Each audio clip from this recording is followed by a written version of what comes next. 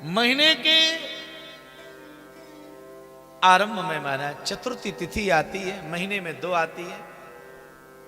ये चतुर्थी तिथि जो है ना भगवान गणेश जी को अत्यंत प्रिय है।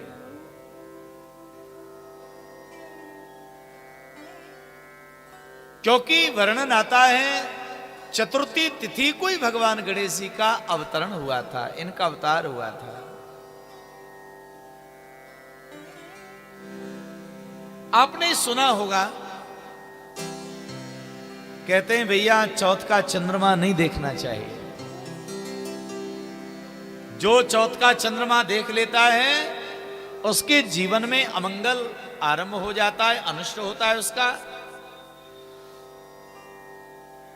और चौथ के चंद्रमा में ही प्राय करके महाराज हमारी माताएं बहनें सनातन धर्मावलंबी माताएं चंद्रदेव की पूजा जो करती हैं वो चतुर्थी को ही करती हैं। तो कौन सी तिथि का चंद्रमा है जो नहीं देखना चाहिए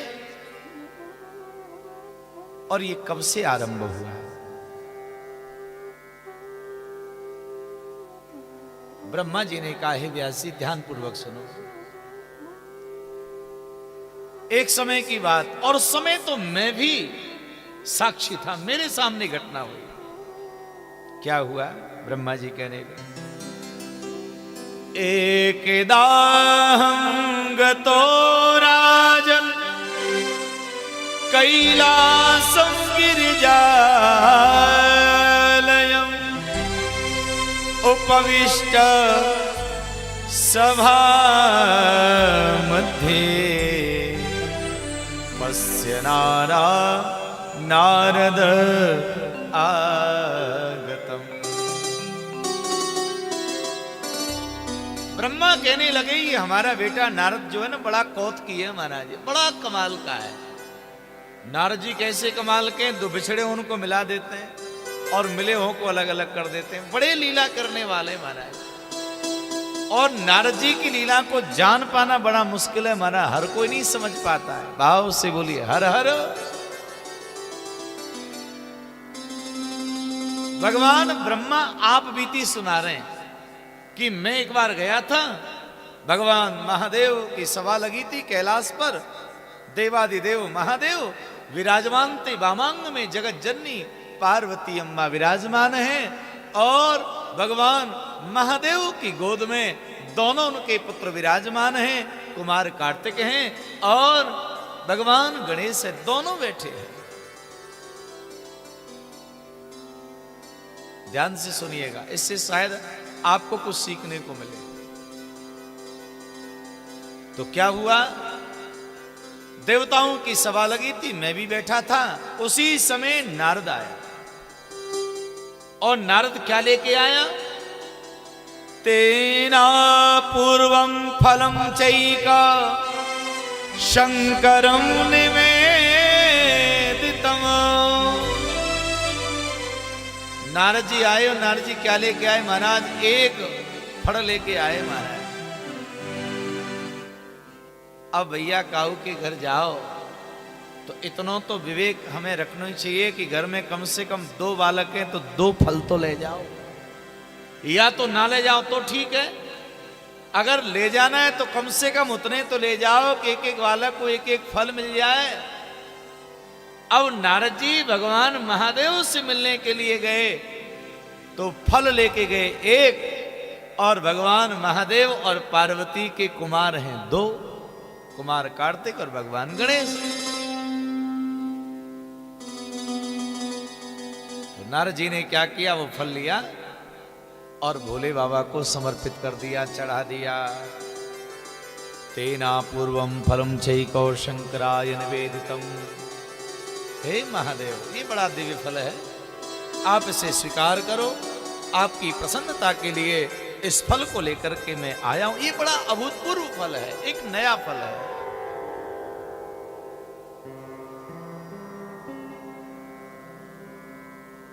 भगवान महादेव तो नारद जी की चालाकी समझ गए कि कुछ गड़बड़ करवाएगा ये।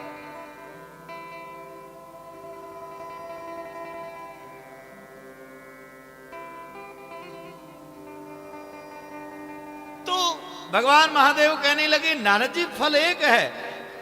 नारद जी ने कहा हे भोलेनाथ, आपकी गोद में 2 पुत्र हैं आपके, जो पुत्र आपको ज्यादा प्रिय है ना उसको ये फल दीजिए। भाव से बोलिएगा हर हर महादेव। भैया माता पिता के सामने यही बड़ा संकट रहता है। बड़े बूढ़े जो होते हैं ना वो माता पिता यही घुन में पिस पिस के महाराज चले जाएं। छोटो तो कहे कि बड़े के ज्यादा प्यार है भाई को पचे, और बड़े की ओर से समाचार आवे कि छोटे को ज्यादा पचे भाई के प्यारे। और यहां में सहायक बने महाराज उनकी घराड़ी। अगर 2 बेटा होए उनकी घराड़ी होए तो वो दोनों ये कि देख लो तुम्हें तो झूठे झूठे को बेटा बेटा बोले, वाकू ज्यादा पचे, वो के वाकू ज्यादा पचे। तो बड़े बूढ़े की बड़ी आफत होई महाराज। जबकि भैया माता पिता को तो सब ही बराबर हो, उन्हें कोई बुरा नहीं लगे। जो माता पिता बने हैं अब वो इस बात को जानते हैं, समझते हैं महाराज। अब भगवान महादेव जी के सामने समस्या होगी कि फल है एक और बालक हैं 2, अब यह किसके लिए प्रदान करें। और वो भी नारद जी ने कहा कि जो प्रिय पुत्र है उसको दीजिए, ये विशेष फल है महाराज।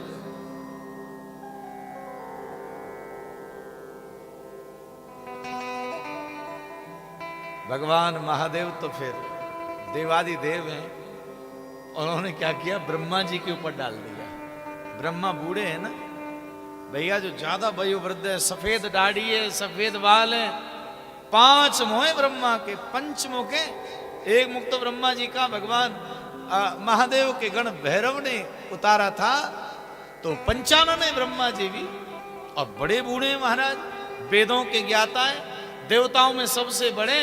तो महादेव ने सोचा कि भैया बड़े बूढ़ों के पास में समझ ज्यादा होती है, तो भोले बाबा ने कही हे ब्रह्मदेव तुम ही बताओ यह फल हम किसको प्रदान करें।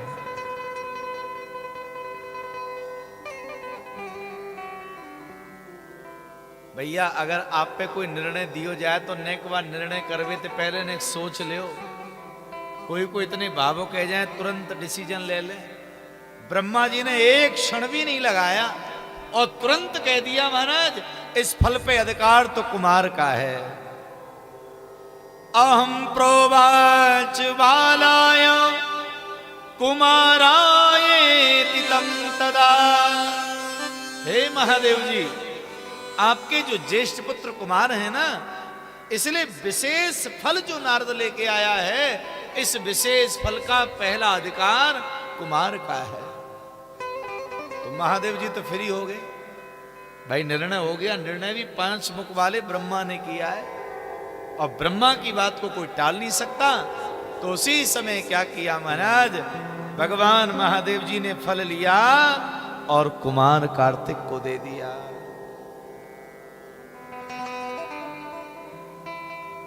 भगवान गणेश जी एकदम बैठे हैं। गणेश जी कहने लगे कि ठीक है ब्रह्मा। ब्रह्मा जब महाराज अपने निज निवास पर पहुंचे, अपने निवास पर जब ब्रह्मा जी पहुंचे तो ब्रह्मा जी के पास में क्या है, सृष्टि का काम है महाराज, सृष्टि बना में। अब ब्रह्मा जी के पास में सांचे तो वही है जो मानवों को बना रहे। भाव से बोलो हर हर महादेव। धन्य भैया हमारे कपिल जी, जय हो। तो ब्रह्मा जी के पास में एक ही सांचा है। अब एक बात बताओ भैया, अब सांचा एक है तो बात सांचे में वह एक जैसे ही तो प्रजाति के जीव बनेंगे। अब नारद जी बना में महाराज मानव और बन जाए महाराज पशु बन रहे। ब्रह्मा जी विचार करने लगे भाई ये क्या हो रहा है, मैं सृष्टि का निर्माण कर रहा हूं, सांचे वही है, मैं बिल्कुल विधिवत उसी प्रकार से निर्माण कर रहा हूं, लेकिन ये सब गड़बड़ हो रहा है।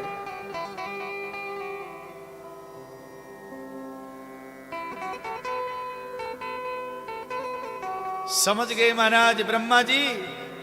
ब्रह्मा जी के पास में लोगों की शिकायत आने लगी। देवताओं ने कहा महाराज ब्रह्मा को क्या हो गया, ये ब्रह्मा जो है ना सृष्टि का निर्माण नहीं कर पा रहा है, जरा ब्रह्मा जी को समझाइएगा। उधर तो ब्रह्मा जी की मति खराब हुई और इधर जब भगवान गणेश जी का जब अपमान हुआ था उस समय चंद्रमा भगवान गणेश जी के अपमान होते हुए देख करके जहास अट्टहास करके हंसने लगे। याद रखो महाराज, अरे काऊ के उपहास पे, काऊ के मजाक पे महाराज इस प्रकार से हंसना कितना दुखदाई होता है वो आप देखिएगा महाराज। चंद्रमा जैसे ही हंसा तो भगवान गणेश जी ने क्या किया, चंद्रदेव को वहीं से शाप दे दिया। चंद्रमा शाप देता हूं, तू क्षय हो जाएगा, गिर जाएगा तू। भैया चंद्रमा की गति बहुत ऊंची है, चंद्रमा की ऊंचाई बहुत ऊंची है, दूरी ऊंची है। तारामंडल के मध्य में घिरा हुआ चंद्रमा भगवान गणेश जी के शाप के द्वारा वहीं से चंद्रमा टूट करके अब नीचे गिरता हुआ आ रहा है।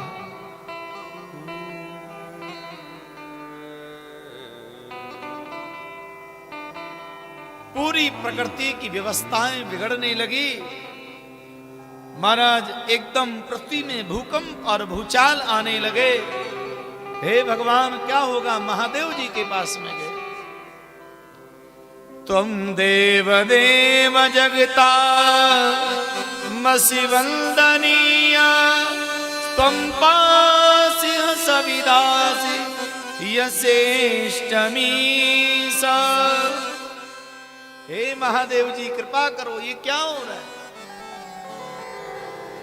भगवान महादेव जी समझ गए कि लगता है भगवान विनायक का अपराध हो गया, गणेश का अपराध हो गया। अरे ब्रह्मा तुमने अपराध किया है, चंद्रमा तुमने भी भगवान विनायक का अपराध किया है। यदि तुम अपना कल्याण चाहते हो, अपना उद्धार चाहते हो तो आपको एक काम करना पड़ेगा, भगवान गणेश जी की शरण में जाओ और गणेश जी ही कृपा करें, तभी तुम्हारा कुछ मंगल हो सकता है। ब्रह्मा दौड़े माना और ब्रह्मा दौड़ के भगवान गणेश जी के चरणों में गिर पड़े और कहा, हे विघ्न विनाशक, हे पार्वती नंदन, कृपा करो मेरे अपराध को क्षमा करो। मैंने तो अनायास कह दिया था, कुमार बड़े हैं इसलिए मैंने कहा मेरे अपराध को क्षमा करें। ब्रह्मा का अपराध बड़ा नहीं था इसलिए भगवान ने ब्रह्मा को तो क्षमा कर दिया। लेकिन चंद्रमा को क्षमा नहीं किया। अब तो चंद्रमा बड़ा हताश, बड़ा निराश। चंद्रमा ने सभी देवताओं को साथ में लिया और समस्त देवताओं को साथ में लेके गया कि चलो भगवान गणेश जी के पास में चलें। पहुंचे महाराज, निवेदन किया, प्रार्थना किया। तब भगवान गणेश जी ने आज कृपा करी और चंद्रमा को आज रोग मुक्त कर दिया। चंद्रमा को भगवान गणेश जी ने आशीर्वाद दिया है। बोले श्री गणेश जी महाराज की जय।